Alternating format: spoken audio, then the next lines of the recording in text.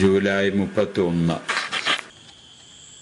ആഗോളവ്യാപകമായ കത്തോലിക്ക സഭയിൽ ശക്തമായ ആധ്യാത്മിക ചലനം ഉണ്ടാക്കാൻ ഇടവന്നിട്ടുള്ള ബൃഹത്തായ സന്യാസ സഭയാകുന്ന ഈശോ സഭയുടെ സ്ഥാപക പിതാവായ ഇഗ്നേഷ്യസ് ലയോളയുടെ തിരുനാളാണ് സാർവത്രിക സഭ ഇന്ന് ആഘോഷിക്കുന്നത്.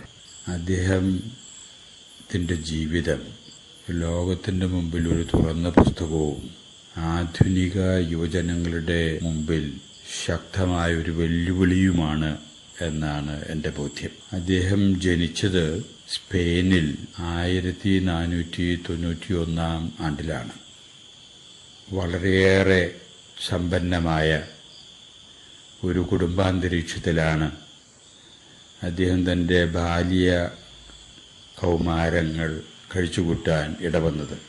അദ്ദേഹത്തിൻ്റെ കുടുംബ പശ്ചാത്തലവും അദ്ദേഹത്തിൻ്റെ വ്യക്തിത്വത്തിൻ്റെ പ്രത്യേകതകളും ഒക്കെ പരിഗണിച്ചുകൊണ്ട് അന്നത്തെ യുവജനങ്ങളിൽ ഒരു ഹീറോ പരിവേഷം തന്നെ ഇഗ്നേഷ്യസിന് ഉണ്ടായിരുന്നു എന്നുള്ളതാണ് സത്യം.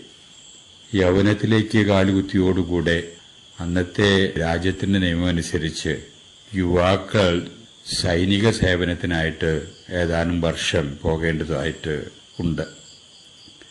അതനുസരിച്ച് ഇഗ്നേഷ്യസും ഒരു തരത്തിൽ പറഞ്ഞാൽ നിർബന്ധിത സൈന്യ സേവനത്തിനായി നിയോഗിക്കപ്പെട്ടു. അവിടെ അദ്ദേഹത്തിന്റെ സൈനിക സേവന പ്രക്രിയയുടെ ഇടയ്ക്ക് ഒരു യുദ്ധത്തിനിടയിൽ അദ്ദേഹത്തിന്റെ കാലിന് പരിക്ക് പറ്റി, കാലൊടിഞ്ഞു. സ്വാഭാവികമായിട്ട് ഇഗ്നേഷ്യസ് ഒരു ആസ്പത്രിയിൽ പ്രവേശിക്കപ്പെട്ടു. ശസ്ത്രക്രിയയ്ക്ക് വിധേയനായി. ശുശ്രൂഷകളൊക്കെ കഴിഞ്ഞതിന് ശേഷം അദ്ദേഹം എഴുന്നേറ്റ് നടക്കാൻ തുടങ്ങുമ്പോഴാണ് കാര്യം മനസ്സിലാകുന്നത്. ശസ്ത്രക്രിയ നടത്തിയ കാലിന് നീളം കൂടുതലാണ്. അതുകൊണ്ട് നടക്കാൻ വളരെയേറെ ബുദ്ധിമുട്ട്.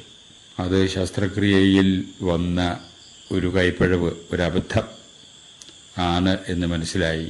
വീണ്ടും അദ്ദേഹം ആ ആസ്പത്രിയിൽ തന്നെ പ്രവേശിക്കപ്പെടുകയാണ് ഉണ്ടായത്. രണ്ടാമതൊരു ശസ്ത്രക്രിയയ്ക്ക് അദ്ദേഹം വിധേയനാകുന്നു. അങ്ങനെ ആ ശസ്ത്രക്രിയയും കഴിഞ്ഞ് അല്പം നീണ്ട നാളത്തേക്ക് തന്നെ ആസ്പത്രിവാസം അദ്ദേഹത്തിന് വേണ്ടി വന്നു. ആ അവസരത്തിലാണ് അദ്ദേഹത്തിന് ഒരു ചിന്ത വന്നത്. വിശുദ്ധന്മാരുടെ ജീവചരിത്രവും മഹാത്മാ പറ്റിയൊക്കെ വായിക്കുന്നതിനുള്ള ഒരു ഉത്സാഹം മനസ്സിൽ അദ്ദേഹത്തിന് ആ അവസരത്തിലാണ് ഉണ്ടാകുന്നത്. അങ്ങനെ പുസ്തകങ്ങൾ ശേഖരിച്ച് അദ്ദേഹം വായന തുടങ്ങി. അങ്ങനെ ഒരുപാട് വിശുദ്ധാത്മാക്കളുടെ ജീവിതങ്ങൾ ആസ്പത്രിയിൽ വിഷമിക്കുന്നതിനിടയിലെ അദ്ദേഹം വായിക്കാനിട വന്നു. ഈ വായന അദ്ദേഹത്തിന്റെ ചിന്തയിലെ വലിയ പരിവർത്തനങ്ങൾ ഉണ്ടാക്കാൻ ഇടവന്നു. അദ്ദേഹത്തിന്റെ ചിന്ത ഇങ്ങനെയാണ് പോയത്: അവനും അവൾക്കും വിശുദ്ധരാകാമെങ്കിൽ എന്തുകൊണ്ട് എനിക്കത് സാധ്യമല്ല? അദ്ദേഹത്തിന്റെ കുടുംബ പശ്ചാത്തലവും സ്വഭാവത്തിന്റെ വിശേഷവും ധീരോദാത്തമായിട്ടുള്ള ഒരു നിലപാട് എടുക്കാൻ ഇടവരുന്ന ഒരു മനസ്ഥിതി അദ്ദേഹത്തിനുണ്ട്. അതും കൂടി സഹായിച്ചപ്പോൾ അദ്ദേഹത്തിന്റെ ചിന്ത ഇതിലേക്ക് കേന്ദ്രീകൃതമായി. അവനും അവൾക്കും വിശുദ്ധരാകാമെങ്കിൽ എന്തുകൊണ്ട് എനിക്കത് സാധ്യമല്ല? ഈ ചിന്തയിൽ യഥാർത്ഥത്തിൽ അടിയൂന്നിക്കൊണ്ട് അദ്ദേഹം ആസ്പത്രി വിട്ടതിന് ശേഷവും 1-2 ആശ്രമങ്ങളിൽ താമസിച്ച് ഈ ചിന്തയ്ക്ക് തനതായിട്ടുള്ള രൂപം കൊടുക്കാൻ ഇടവരികയാണ്. ആ അവസരത്തിലാണ് വിശുദ്ധ ഗ്രന്ഥം വായിക്കാൻ അദ്ദേഹം ആരംഭിക്കുന്നത്. പ്രത്യേകിച്ച് പുതിയ നിയമം, അതിലും പ്രത്യേകിച്ച് സുവിശേഷങ്ങൾ. യേശുവിനെ യഥാർത്ഥത്തിൽ മനസ്സിലാക്കാൻ ഇടവരുന്ന അവിടെ വെച്ചാണ്. അങ്ങനെ യേശുവിനെ യഥാർത്ഥത്തിൽ മനസ്സിലാക്കുകയും യേശുവിന്റെ ആദർശങ്ങൾ ജീവിതത്തിൽ മനസ്സിലാക്കി ജീവിക്കാൻ ഇടവന്നിട്ടുള്ള വിശുദ്ധരുടെ പലരുടെയും ജീവിതങ്ങൾ മനസ്സിലാക്കാനും ഇടവന്നത് ഇദ്ദേഹത്തിന്റെ കാഴ്ചപ്പാടിൽ സമഗ്രമായൊരു പരിവർത്തനം വരുത്തുകയാണ്.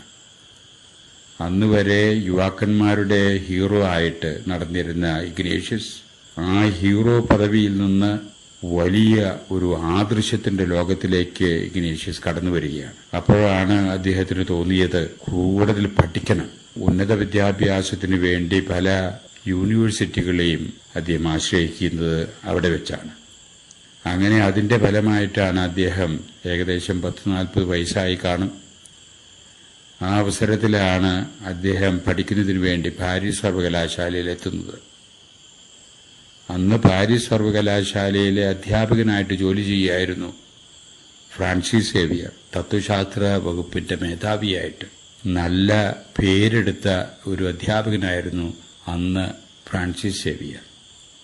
എന്നാൽ ഇഗ്നേഷ്യസിന്റെ ആദർശനിഷ്ഠയും സ്ഥിരോത്സാഹവും ധീരമായ ചില നിലപാടുകളും വ്യക്തമായിട്ടുള്ള ചില ഉൾക്കാഴ്ചകളും ഈ ഫ്രാൻസിസിന് ഇഗ്നേഷ്യസിലേക്ക് ഒരു ആകർഷണം വരികയാണ്.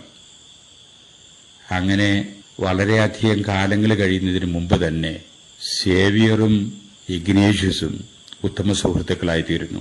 ഇഗ്നേഷ്യസ് അവിടെ വിദ്യാർത്ഥിയാണ്, സേവിയർ അവിടെ അധ്യാപകനാണ്. അങ്ങനെ ആ സുഹൃത്ത് ബന്ധം തുടരുന്നതിനിടയിൽ ഫ്രാൻസിസ് ബോർജിയ എന്ന് പറയുന്ന മറ്റൊരു പ്രഗത്ഭനും കൂടി ഇവരുടെ കൂട്ടിൽപ്പെടുന്നു. അങ്ങനെ ആ കൂട്ടം 7 പേരുടെ കൂട്ടമായി തീർന്നു. പ്രഗത്ഭരായിട്ടുള്ള യുവജനങ്ങളുടെ ഒരു കൂട്ടായ്മ.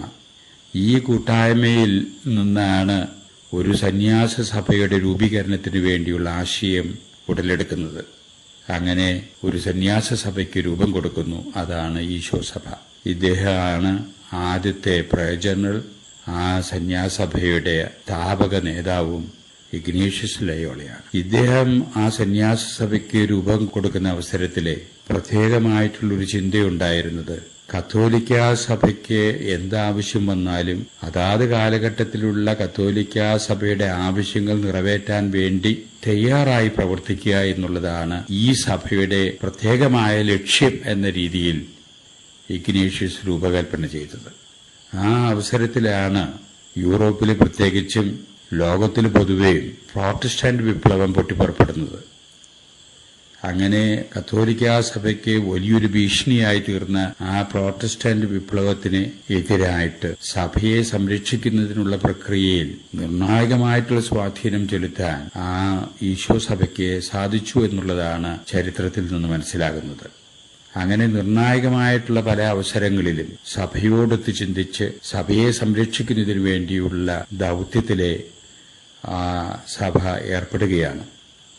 ഇന്ന് ലോകത്തിൽ അറിയപ്പെടുന്ന സന്യാസ സഭകളിൽ വെച്ച് ഏറ്റവും ബൃഹത്തായ സന്യാസസഭ ഈശോ സഭയാണ്. ഈ ഈശോ സഭയുടെ അധ്യക്ഷന് ഇന്നും മറ്റ് സന്യാസഭകൾക്ക് ഉള്ള രീതിയിലുള്ള ഒരു പ്രത്യേകതകളല്ല അതിനുള്ളത്. കത്തോലിക്ക സഭയുടെ പരമാധ്യക്ഷനായിട്ടുള്ള മാർപ്പാപ്പയെ വൈറ്റ് പോപ്പ് എന്ന പേരിൽ അറിയപ്പെടുന്നു എന്ന് വരികിൽ ഈശോ സഭ അധ്യക്ഷനെ ബ്ലാക്ക് പോപ്പ് എന്ന പേരിലാണ് അറിയപ്പെടുന്നത്. അതുതന്നെയല്ല, മാർപ്പാപ്പ ഒരിക്കൽ തെരഞ്ഞെടുത്തു കഴിഞ്ഞാൽ അത് 3 കൊല്ലത്തിനോ 6 കൊല്ലത്തിനോ അല്ലാത്തതുപോലെ ജീവിതത്തിൽ ഉടനീളം നീണ്ടു നിൽക്കുന്ന ഒരു തെരഞ്ഞെടുപ്പാണ് മാർപ്പാപ്പയുടേതെന്ന് പോലെ മറ്റ് സന്യാസ സഭകളുടെ അധ്യക്ഷന്മാരിൽ നിന്ന് ശ്രേഷ്ഠന്മാരിൽ നിന്ന് വ്യതിരിക്തമായി ഈശോ സഭയുടെ ശ്രേഷ്ഠനെ ആജീവനാന്തം തിരഞ്ഞെടുക്കുന്ന ഒരു പ്രക്രിയയായിരുന്നു അടുത്ത കാലം വരെ. എന്നാൽ ആധുനികമായിട്ടുള്ള ചില പരിഷ്കാരത്തിന്റെ അടിസ്ഥാനത്തിൽ തെരഞ്ഞെടുക്കപ്പെട്ട അധ്യക്ഷൻ സ്ഥാനമൊഴിയുന്നത് റിസൈൻ ചെയ്യുക, റിട്ടയർ ചെയ്ത ഒഴിവിലേക്ക് മറ്റാളെ തിരഞ്ഞെടുക്കാനിടവരുന്നു. അല്ലാതെ ഏതാനും നിശ്ചിതമായിട്ടുള്ള വർഷങ്ങൾക്ക് വേണ്ടിയുള്ള ഒരു കാലഘട്ടം എന്ന രീതിയിലെ ഉള്ള നിയമം ഇന്നും ഈശോ സഭയുടെ അധ്യക്ഷന്റെ തിരഞ്ഞെടുപ്പിലെ സ്വാർത്ഥകമല്ല. അതുതന്നെ സൂചിപ്പിക്കുന്നത് ആ സഭയുടെ നിർണായകമായിട്ടുള്ള ഒരു സ്വാധീനം കത്തോലിക്ക ജീവിതത്തിൽ ആ ചൈതന്യ രൂപീകരണത്തിലെ ആ സഭ നിർവഹിച്ചു പോരുന്നു എന്നുള്ളതിന് സൂചനയാണ്. ഇവിടെ ഇന്ന് ഇദ്ദേഹത്തിന്റെ തിരുനാൾ ആഘോഷിക്കുന്ന സഭയുടെ മക്കളായ നാം ചിന്തിക്കേണ്ടത്, ദൈവത്തിന്റെ പദ്ധതി അനുസരിച്ച് ഒരുക്കപ്പെടുന്ന സംവിധാനങ്ങൾ നമുക്ക് തൃപ്തികരമായില്ല എന്ന് വരികിൽ തന്നെ, നമുക്ക് പ്രത്യക്ഷത്തിൽ അനിഷ്ടകരമായി തോന്നാമെന്ന് വരികിൽ തന്നെ അതിൽ നിന്ന് നന്മ ഉൽപ്പാദിപ്പിക്കാൻ ദൈവത്തിന് സാധിക്കുമെന്ന ആ ഒരു സത്യം നമ്മൾ മനസ്സിലാക്കിയെടുക്കണം. ഞാനിത് പറയാൻ കാരണം, ഇഗ്നേഷ്യസ് യുദ്ധത്തിൽ സൈനിക സേവനത്തിൽ വ്യാപൃതനായിരുന്ന അവസരത്തിലാണല്ലോ കാലിൽ മുറിവ് പറ്റ് ആസ്പത്രിയിൽ ശസ്ത്രക്രിയയ്ക്ക് വിധേയനാകുന്നത്. ശസ്ത്രക്രിയാ വിദഗ്ധന്മാർക്ക് പറ്റിയ കയ്യബദ്ധം ആ കയ്യബദ്ധത്തിന്റെ അടിസ്ഥാനത്തിലും കൂടിയാണ് അദ്ദേഹം രണ്ടാമതൊരു ശസ്ത്രക്രിയയ്ക്ക് വിധേയനായിട്ട് തീരുന്നത്. അങ്ങനെ രണ്ടാമതൊരു ശസ്ത്രക്രിയയ്ക്ക് വിധേയനായിട്ട് ആസ്പത്രിയിൽ തന്നെ കഴിയാൻ ഇടവന്ന നീണ്ട നാളുകൾ അദ്ദേഹത്തിനായിട്ട് ലഭിച്ചപ്പോഴാണ് സദ്ഗ്രന്ഥ പാരായണത്തിൽ അദ്ദേഹം മുഴുകാൻ ഇടവരുന്നത്. ഒരു തരത്തിൽ പറഞ്ഞാൽ ഇഷ്ടപ്പെടാത്ത സാഹചര്യം, മറ്റുള്ളവരുടെ അബദ്ധം കൊണ്ടുണ്ടായ സാഹചര്യം, ദൈവത്തിന്റെ പരിപാലനയിൽ ഏറ്റവും വിശിഷ്ടകരമായിട്ടുള്ള ഫലങ്ങൾ ഉൽപ്പാദിപ്പിക്കാൻ ഇടവരത്തക്ക വിധത്തിൽ അതിനെ മാറ്റാൻ ഇടവന്നു എന്നുള്ളതാണ് സത്യം. അങ്ങനെ രണ്ടാമതൊരു ശസ്ത്രക്രിയയ്ക്ക് ഇടവന്നില്ല എന്ന് വരികിൽ ഇത്രയും നീണ്ട സമയം വിശ്രമത്തിന് ലഭിക്കുകയോ ഇങ്ങനെ ഗ്രന്ഥപാരായണത്തിൽ മുഴുകാൻ ഇഗ്നേഷ്യസ് ഇടവരുകയോ അതിന്റെ ഫലമായിട്ട് ഇഗ്നേഷ്യസിൽ വന്ന യഥാർത്ഥത്തിലുള്ള മാറ്റം സംഭവിക്കുകയോ ചെയ്യുമായിരുന്നില്ല.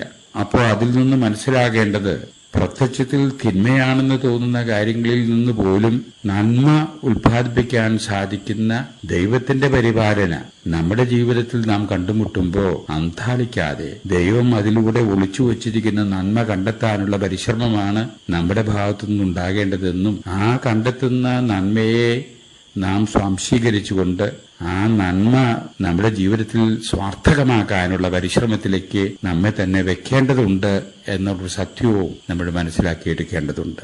ഈ മനസ്സിൽ ആക്കല്, ഈ സത്യത്തിന്റെ ഗ്രഹണമായിരിക്കട്ടെ ഈ വർഷത്തെ ഇഗ്നേഷ്യസ് ലോയോലയുടെ തിരുനാൾ ആഘോഷത്തിന്റെ ഫലമായി നാം ആർജിച്ചെടുക്കേണ്ടത്.